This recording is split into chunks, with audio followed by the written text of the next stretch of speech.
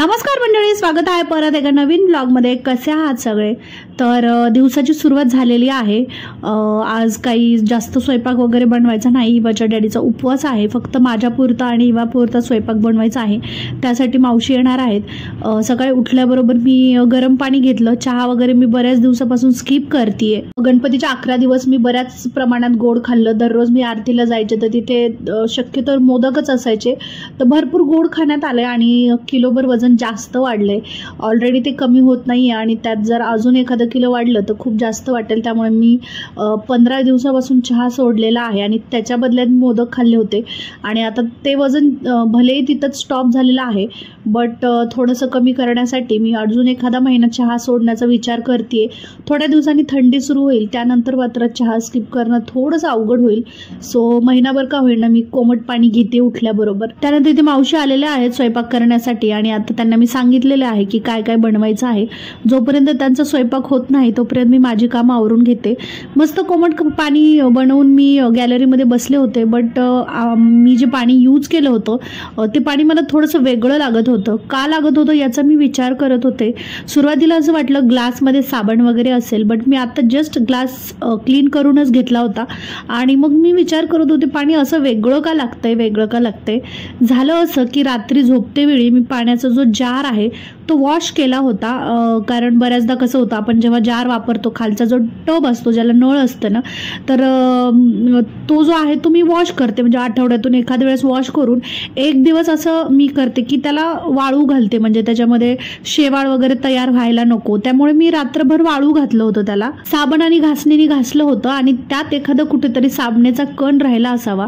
शक्यतो रात्री घासल्यानंतर सकाळी सुद्धा मी वॉश करूनच पाणी लावते, बट इवाच्या डॅडी लवकर उठले होते त्यामुळे त्यांनी पाणी लावलं। सो तसंच काहीतरी असावं, त्यामुळे मी पाणी वगैरे पिलं नाही, ते फेकून टाकलं। दुसरा जार लावला आणि त्यानंतर चहा वगैरे काही नाही घेतला। थोडीशी कामं केली, इवाच्या डॅडीला सोडून आली आणि आता त्यानंतर इवाला सोडण्याची वेळ आहे।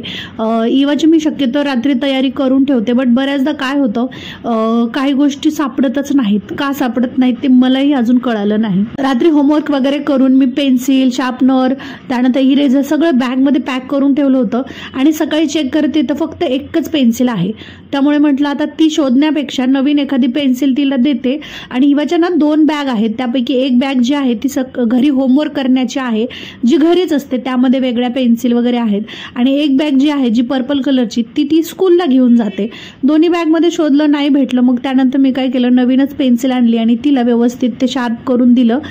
तोपर्यंत मावशीने फरशी वगैरे पुसून घेतली आणि इवाचं जेवण थोडंसं राहिलं होतं, तिनं काही जास्त खाल्लं नव्हतं। काल तिने फक्त दूध घेऊन गेली होती स्कूलला आणि त्यामुळे तिला मात्र चक्कर येत होती असं तिचं म्हणणं होतं।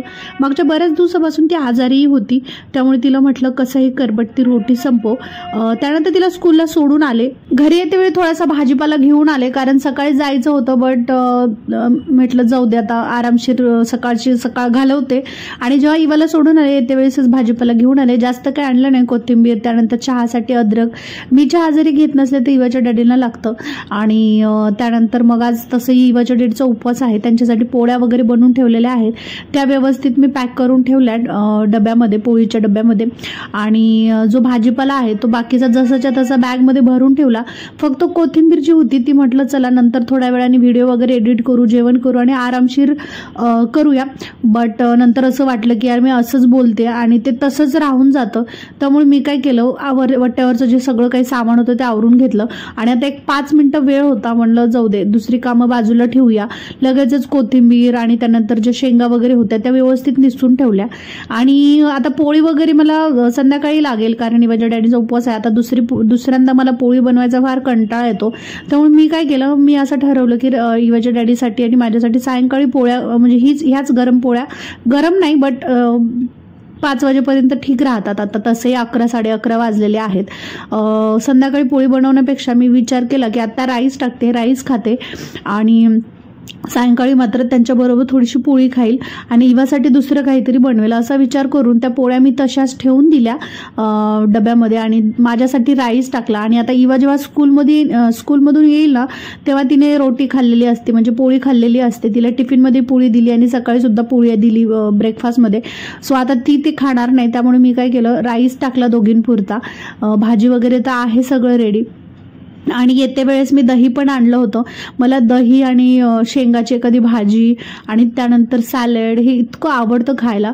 सो मी म्हटलं की चला रोटीसोबत खाण्यापेक्षा राईससोबत खाऊया. जोपर्यंत राईसमध्ये ते काय कुकरमध्ये पाणी भरतं तोपर्यंत कोथिंबीर कट करून घेतली. आता याला निसत बसायला खरंच माझ्याकडे वेळ नव्हता. मला ना काय असतं, मी जेव्हा इवाला सोडून येते 11 साडे11 वाजता, तेव्हा मला आल्याबरोबर लगेचच व्हिडिओ अपलोड करायचा असतो आणि अपलोड करण्या अगोदर मला एडिट करायचा असतो. मी रात्रीच्या वेळेला एडिट करत नाही कारण मला फ्रेश वाटत नाही. सकाळी सकाळी जरा फ्रेश वाटतं आणि त्यामुळे मग मी एडिट करते. सो ते काम सकाळी असतं. पण त्यामुळे मी काय केलं, आता ह्याच्यासाठी वेळ देण्यापेक्षा कुकर लावून टाकते आणि कोथिंबीर जी आहे ते निसण्यापेक्षा फक्त त्याचे जे खालचे दांडे आहेत ते कट करून घेते आणि त्यानंतर फ्रीजमध्ये ठेवते, जेणेकरून ती सुकणार नाही. आणि व्हिडिओ वगैरे एडिट झालं, इवाला घेऊन आले की मग दुपारी वेळ असतो, मग त्यावेळेस मात्र ते व्यवस्थित बाहेर काढून मी निसून घेईन असा विचार करून ते व्यवस्थित ठेवून दिलं. सुकण्यापेक्षा बेटरच आहे ते. त्यानंतर कुकरमध्ये राईस लावला आणि जोपर्यंत राईसच्या शिट्ट्या होत्या तोपर्यंत माझी सगळी एडिटिंग करून घेतली.